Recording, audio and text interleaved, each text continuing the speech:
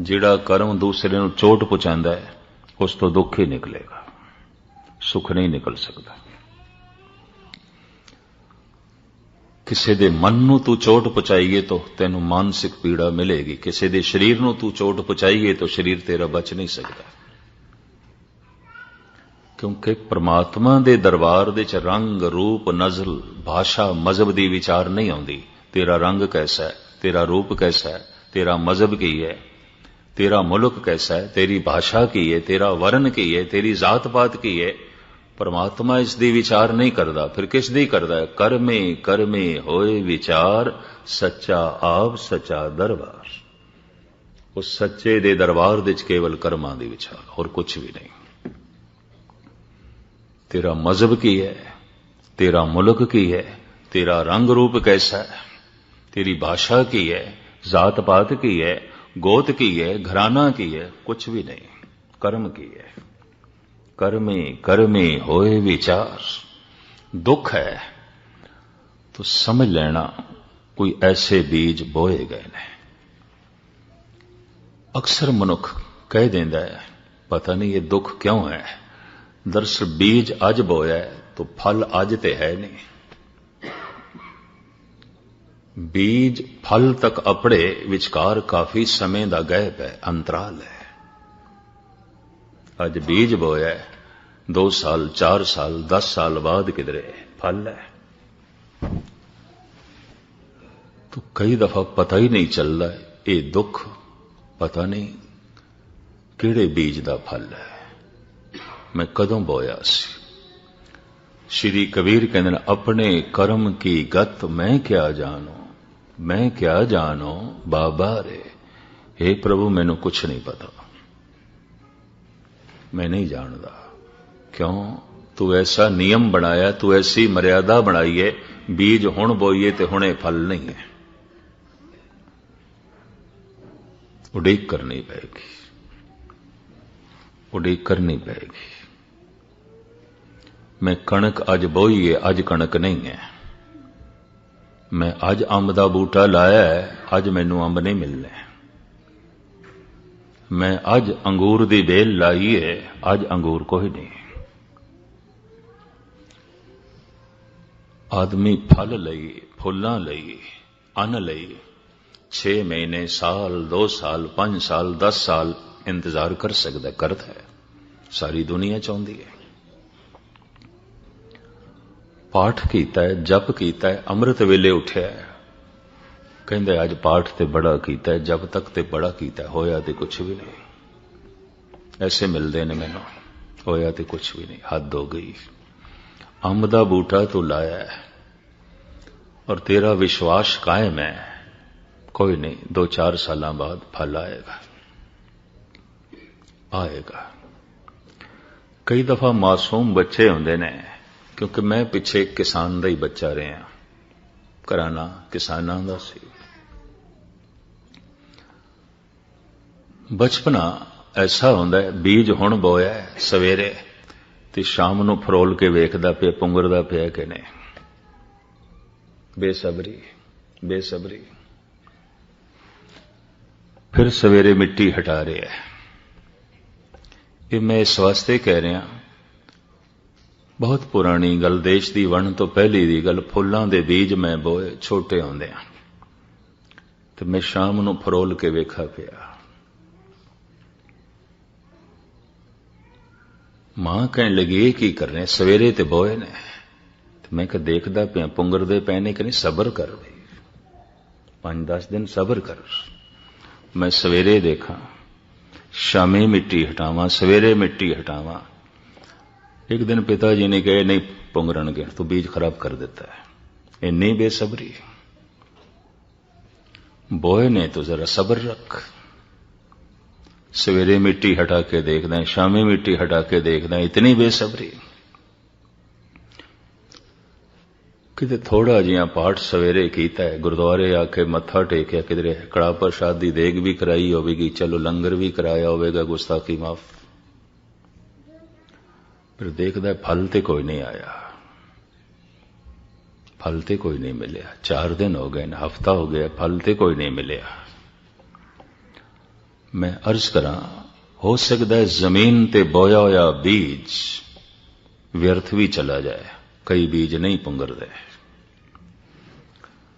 पर शुभ कर्मां दा बोया होया बीज जो अंतशकरण दी धरती दे च बोया है, एक तिल नहीं भन्ने घाले। महाराज दी बाणी कहती एक तिल जिन्नी घालना भी व्यर्थ नहीं जाएगी, फलीभूत होगी, लाजमी होगी।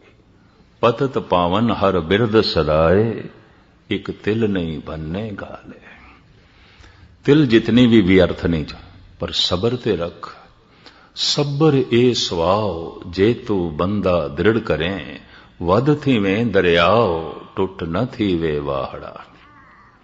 बाबा फरीद, सागर दी तरह हो जाएगा अगर तू सबर रखिया, ते बेसबरी नाल तू मिट्टी हटांदा रहा तो शायद बीज पन तो रह जान। इधर तू शुभ कर्म कीता, इधर तू गुरु ते गिले भी करदा रहा, तो गिले करना एक होर कर्म हो गया, इसका भी अपना फल है। फिर तो मैं अर्ज करा, हुक्म लिख दुख सुख पाई है। लिखे हुए हुक्म दे मुताबिक दुख चलता है, सुख चलता है। लिखे हुए हुक्म दे मुताबिक कोई उत्तम है, नीच है। बो दिता है बीज तो फल ते झोली दे च आवेगा। हाफिज होए ने ईरान दे च एक सूफी संत, मैं इन्हां दा मकबरा देखिया सी शिराज दे च। ईरानी कारीगरां ने ते ईरानी श्रद्धालुआं ने कच्छ नूं ढाल के मकबरा बनाया है। ये नहीं कच्छ लिया के उत्थे फिट कीता, नहीं, कच्छ नूं पिघला के दीवारां, गुंबद सारा ही कच्छ। और ईरानी कारीगरी का एक नमूना है, दुनिया तो लोकी आउंदे ने देखते ने। कबर ते सोना चाड़िया है, सारा दिन उसदे कलाम दी टेप चलती रहिंदी है। उर्दू, परशियन ते इंग्लिश दे नाल नाल उसदा अनुवाद भी चलता रहिंदा है, ताकि लोकां नूं पता चले फकीर की कहंदा है। जो आए ने देखण उन्हां नूं पता ते चले फकीर की कहंदा है। हाफिज दा एक मित्र सी, बड़ी दुखी हालत दे चो हाफिज दे कोल गया, अपने दुखां दा रोना उसने रोया। तो हाफिज दा एक कलाम मैं थोड़े सामने रखा, वो कहंदा है, यार रा खुद करदा ला इलाज नेस्त। ध्यान नाल सुनना, यार रा खुद करदा रा इलाज नेस्त, करदनी ख्वैश ओ आमदनी पेश। ऐ मेरे मित्र, जो तू कर चुके हैं इहदा इलाज मेरे कोल नहीं है। जो तू बो चुके हैं इहदा इलाज मेरे कोल नहीं है। जो तू बो चुके हैं ये फल झोली दे च पाण नूं राजी हो जा, मैं कुछ भी नहीं कर सकता। क्यों? ये विधान खुदा दा है, मेरा नहीं। ये नियम उसदा है, मैं उसदे नियम दे च मुदाखलत नहीं कर सकता, मेरी पहुंच ही नहीं है। संत दा कम है, फकीर दा कम है उसदे नियम दी जानकारी करा दे, बस इतना। उदा धर्म, धर्म तो मुराद मर्यादा दी जानकारी करा दे। संत उसदे नियम नूं बदल नहीं सकता, संत उसदे नियम दी जानकारी करा सकता है। इस वास्ते वो कह रहे हैं, यार रा खुद करदा रा इलाज नेस्त, करदनी ख्वैश ओ आमदनी पेश। जो तू कर चुके हैं भोगण लई तैयार हो जा, मेरे को इसका कोई इलाज नहीं। धन गुरु नानक देव जी का बोल थोड़े सामने रखा, इंज कह लो, इस युग दे अवतारी पुरुष का फैसला, भाई रे मत कोई जानो अवर किसी के किछ हाथ है, सब करे कराया जरा मरा ताप सिरत साप, सब हर के वस है लाग सके ना बिन हर के लाया। कोई नहीं देता किसी को सजाएं, सजा बन के आती हैं अपनी खताएं। गुरु नानक देव जी महाराज कहते ने, मत कोई जानो अवर किसी के किछ हाथ है, किसी दे हथ च कुछ भी नहीं है।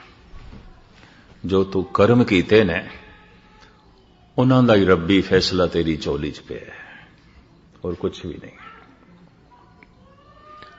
कोई किसी नूं सजा भी नहीं दे सकता। हां दिखाई देंदा है उन्हें चोट पहुंचाई है, उन्हें चोट पहुंचाई है। कोई नहीं देता किसी को सजाएं, सजा बन के आती हैं अपनी खताएं। अक्सर ही ऐसा होता है। एक संत नूं समझ आ जाती है। मैं पढ़ रहा सी एक दिन इतिहास, महात्मा बुद्ध चल रहे सन ते पत्थर नाल ठोकर खा के गिर गए। उठदियां सार फिर पत्थर नूं नमस्कार पे कर देन।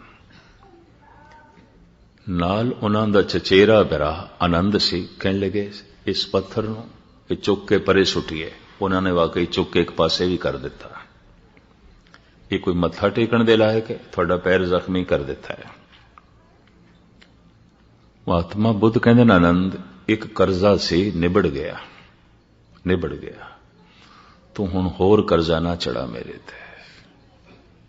एक कर्जा सी मेरा निबड़ गया। ये जख्म लगे निबड़ गया। नहीं तो छोटी जी चोट भी शायद किते अगले जन्म का कारण ना बनती। निबड़ गया। मैं इस वास्ते धन्यवाद किया है। ए पत्थर इस जिंदगी च मिल गया चंगा है, एक बाहर ले गया। इस तरह के सोचने वाले भी हैं। इस वास्ते गुरु नानक देव जी महाराज कहते हैं हुक्म लिख दुख सुख पाइए। तो लिखिया होया की है करमे करमे होए विचार सच्चा आप सच्चा दरबार। चूंकि कर्मानुसार दुख ते सुख है ते बनाया परमात्मा दा नियम है। इस वास्ते भगत कहते सब कुछ तेरे हाथ च, नियम ते तेरा बनाया, कोई साडा थोड़ी बनाया। भगतां दी गल समझ दे च नहीं आई। जब भगत कहते सब कुछ तेरे हाथ च है तो तेरे हाथ तो मुराद ये नियम तू बनाया है, असी नहीं बनाया। साडा कुछ भी नहीं है, ये नियम तेरा बनाया है। इस वास्ते सब कुछ तो है, सब कुछ तो है। नानक हुक्मे जे बुझे ता हाँ मैं कहे ना कोई। जिसनों इस हुक्म की समझ आ जाए कि संसार एक मर्यादा है और एक लीला है, एक तमाशा है। लेकिन लीला ते मर्यादा दे कर्म की जिम्मेवारी सिर्फ मनुख दी है। यह भी उसकी लीला, यह भी उसकी मर्यादा। पशु की जिम्मेवारी नहीं है। अगर पंछी दरख्तां तो फल खा जाते ने ते दरख्त किसी बागबान दे ने, चोरी का इल्जाम उन्होंने ते नहीं आयद हो सकता। प्रकृति वालों इस तरह की उन्होंने खुल है।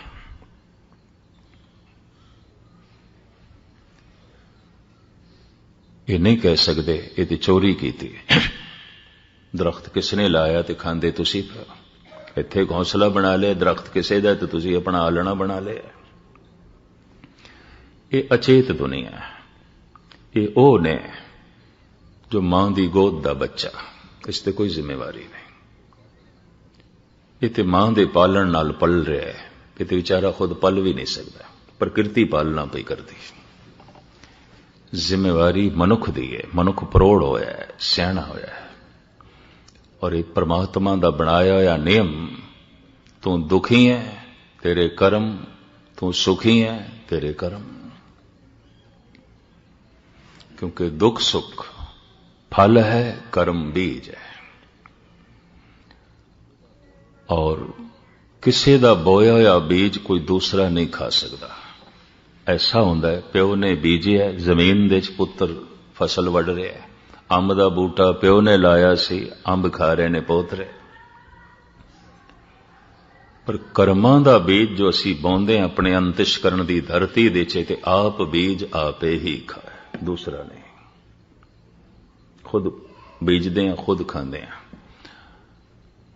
मेरे दुख नूं देख के मेरी मां अफसोस ते कर सकती, मेरा दुख वंड नहीं सकती। मेरे दुख नूं देख के मेरा भरा अफसोस ते कर सकता है, वंड नहीं सकता।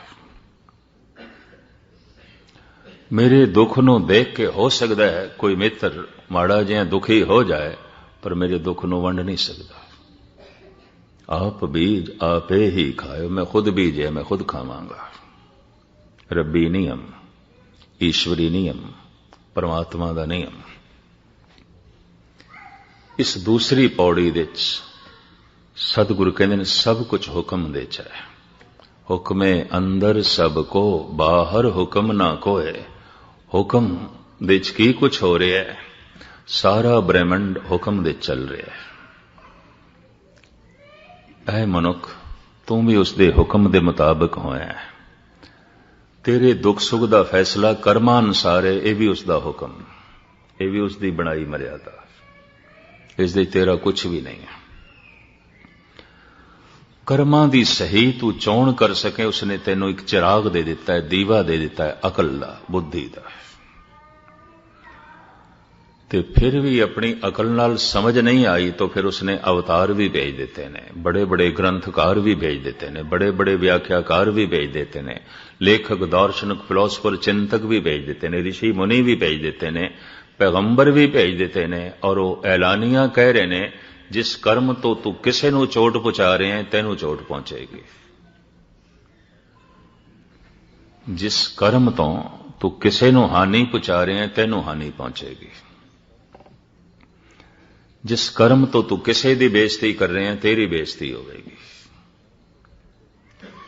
जिस कर्म तो तू किसी की पग ला छड़ी है तेरी लै जाएगी। नियम, ईश्वरी नियम। इस समझाण वाले भी गाहे बगाहे ओ अकाल पुरख परमात्मा भेजदा रहा है। एक अकल दा दीवा दिता, एक अवतार दिते, एक इतने ग्रंथ दिते, ग्रंथकार दिते, चारों पासे मनुख नूं समझाण ते समझण दे वसीले जो है मुहैया कराए। फिर भी जद कोई मनुख नहीं समझदा तो गुरबाणी कह देंदी है मनुख होके भी पशुओं की तरह जी रहा है। करतूत पशु की मानस जात, लोक पचारा करे दिन रात। तीसरी पौड़ी विच मैं कल आरंभ ते कीती सी, पर अज दूसरी दे आले दुआले मेरा दिमाग घूमदा रहा। तीसरी पौड़ी मैं पढ़ के थोड़े सामने रख दिया ते कल अर्थ ते विचार रखांगे। गावे को ताण होवे किसे ताण, गावे को दात जाने निशान। जे किसे कुल समझ दा ताण है, नानक हुक्मे जे बुझे। जे कोई बुझ गया, समझ गया, जान गया, तो जानना एक शक्ति है, बुझना एक शक्ति है, एक कला है। किसी वस्तु नूं गहराई विच देखना ते जानना यह भी एक शक्ति है।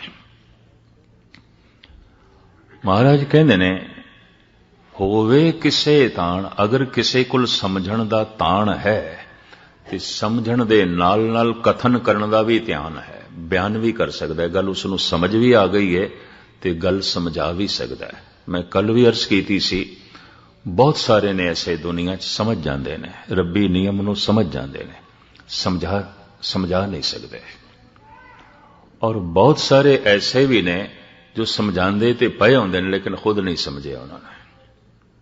यह भी मैं अर्ज करा, खुद नहीं जाने।